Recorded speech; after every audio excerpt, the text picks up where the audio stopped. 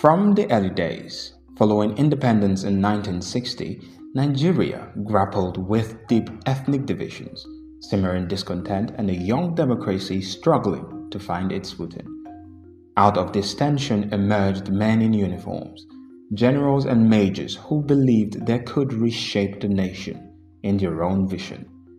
Some were heralded as saviors, while others were despised as despots. Coming through in the dead of the night, they slipped through barrack gates and government offices, determined to seize the reins of power. This is not just a story of men in khaki, it is a story of ambition, betrayal, idealism, and a nation's desperate search for stability and identity. Stay tuned as we peel back the curtain on how Nigeria's fate was, at times, molded by bloodshed and the barrel of a gun. To grasp why Nigeria fell into a pattern of coups, we must begin with its formative years after independence from Britain on October 1, 1960. With a population comprising hundreds of ethnicities, most notably the Hausa Fulani in the north, the Yoruba in the west, and the Igbo in the east, Nigeria's early leaders faced a daunting task: forging unity amid deep social, cultural, and religious divisions. At independence, Nigeria was administered under a parliamentary system, with Abubakar Tafawa Balewa as Prime Minister and Nnamdi Ezekwe as President. While this arrangement recognized regional differences, it never fully quelled the fears of marginalization voiced by various ethnic groups. It wasn't just ethnic rivalry. Corruption in government procurement, an underperforming civil service, and inter-party conflicts stoked the flames of national frustration.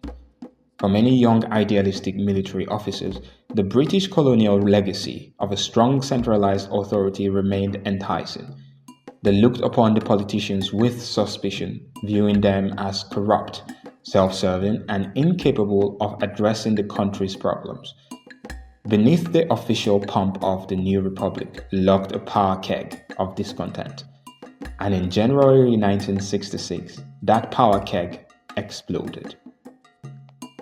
In the early hours of January 15, 1966, a group of mostly junior officers orchestrated Nigeria's first ever military coup.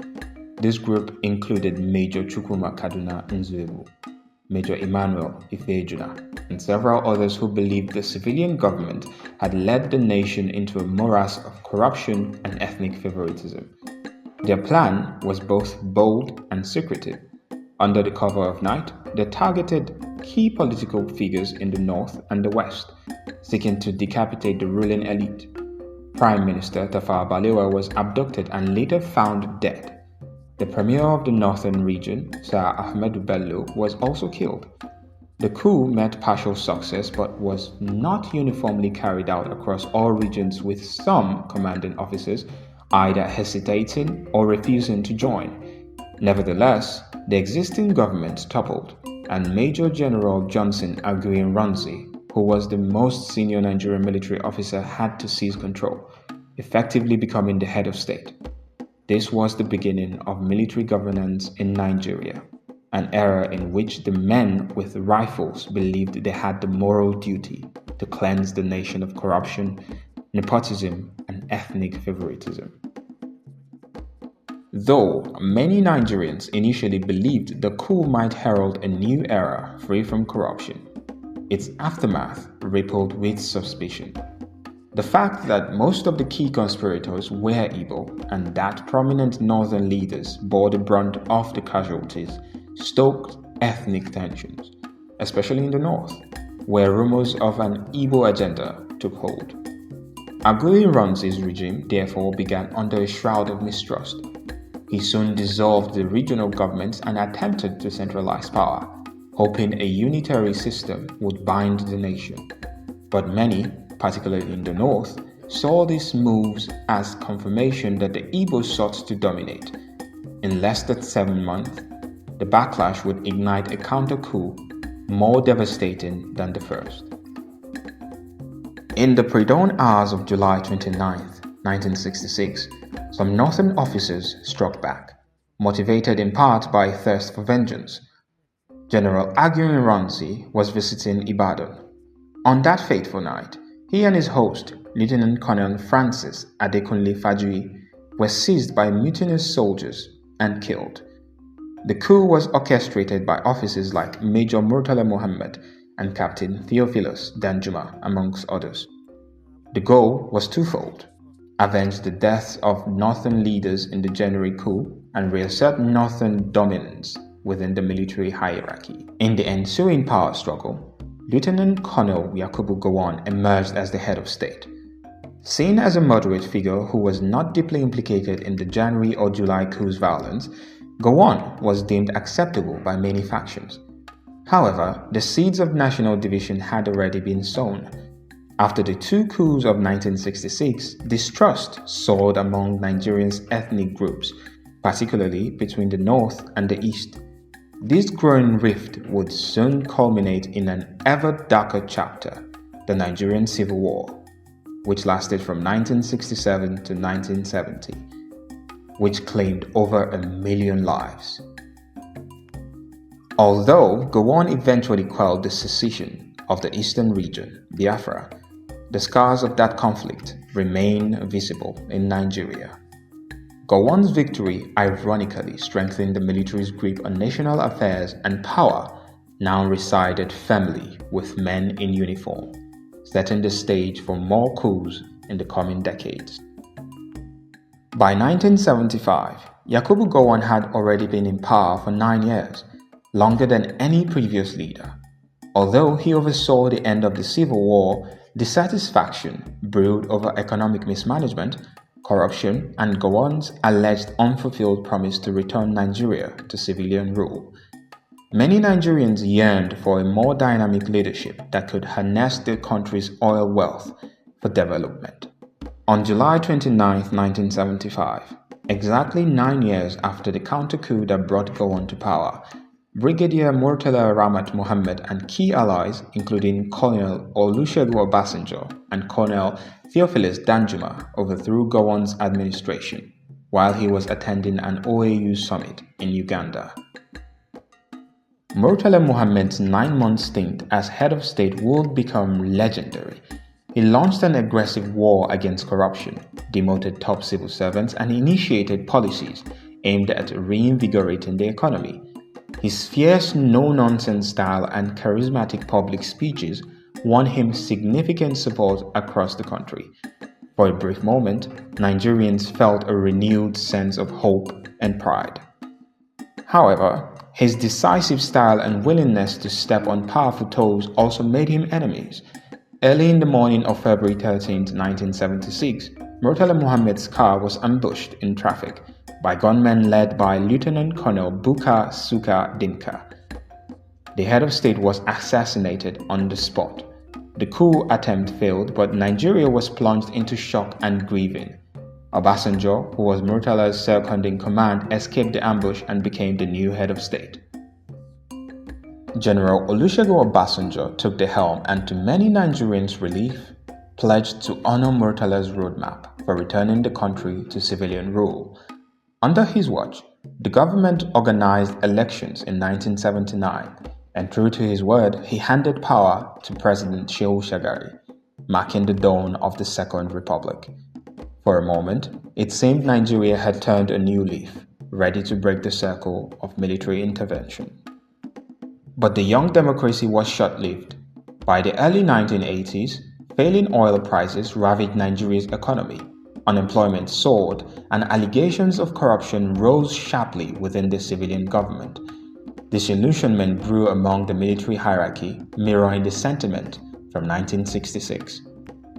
On December 31, 1983, Major General Muhammadu Buhari, supported by other high-ranking officers, overthrew President Shehu Shagari. The coup was largely bloodless, but it struck a chord nationwide. Many citizens initially welcomed it, hoping this new military administration would tackle corruption and restore discipline. Buhari's regime introduced strict economic measures and launched the war against indiscipline, aiming to root out societal ills. Public demonstrations of government workers being made to do frog jumps for tardiness became symbolic of the era's tough stance on discipline. But these draconian policies soon tested the public's patience. Journalists were arrested under harsh decrees that silenced criticism. Economic hardships worsened, leading to a sense of stagnation and desperation. By August 27, 1985, members of Buhari's own Supreme Military Council, led by Major General Ibrahim Babangida, IBB, staged another coup. They accused Buhari of being inflexible and of mismanaging the economy. Babangida swiftly took control, positioning himself as a more charismatic and liberal-minded leader, one who promised political and economic reforms. Under Babangida, Nigeria witnessed multiple new policies. He introduced the Structural Adjustment Program (SAP) to address economic challenges, seeking support from international financial institutions. Although this opened Nigeria to certain market reforms, it also led to currency devaluation, job losses, and social discontent. Politically, Babangida pledged a transition to democracy. Political parties were formed, banned, and reformed in a confusing loop. Eventually, in 1993, the government organized an election widely regarded as the fairest in Nigeria's history. Business tycoon Moshood Kashimawo Olawale MKO Abiola appeared poised for victory, but Babangida annulled the results, igniting nationwide outrage. Babangida's regime was on shaky ground. Facing intense pressure, he stepped aside on August 27, 1993, handing power to an interim government led by Ernest Shonekan, a short-lived experiment that lasted only 3 months.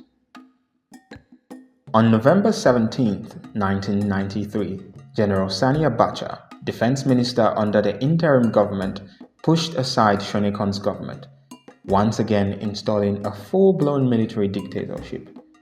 Under Abacha, Nigeria experienced one of its darkest periods of repression. Political opponents, activists, and journalists were routinely jailed or forced into exile. High-profile cases such as the imprisonment of MKO Abiola and the execution of activist Ken Saro-Wiwa drew global condemnation. Yet, Abacha was also clever in consolidating power. He ensured the loyalty of key military and political figures by distributing patronage and oil wealth. While the regime's human rights record was roundly criticized, internally, Abacha faced little effective resistance from the armed forces, largely due to his strategic approach to appointments and promotions. The dictatorship came to an abrupt end when Abacha died suddenly in 1998, with the official cause of death being listed as a heart attack. In the aftermath, General Abdulsalami Abubakar assumed power, setting a fresh transition to democracy in motion. In 1999, elections brought former military ruler Olusegun Obasanjo back to power, this time as a civilian president, ushering in the Fourth Republic. Today, Nigeria's democracy, which began in 1999, has endured longer than any civilian rule in the country's history. Democratic elections, though not without flaws, are now the norm, and the fear of midnight knockouts by men in camouflage has largely receded. While the aftermath of these coups still resonates in political institutions and public consciousness, Nigeria continues to move forward, carrying lessons from those turbulent years. Thank you for joining us in this in-depth look at Nigeria's military era. If you found this exploration insightful, please give it a like, share your thoughts in the comments, and subscribe for more explorations of significant historical events shaping the world around us. Thank you for watching.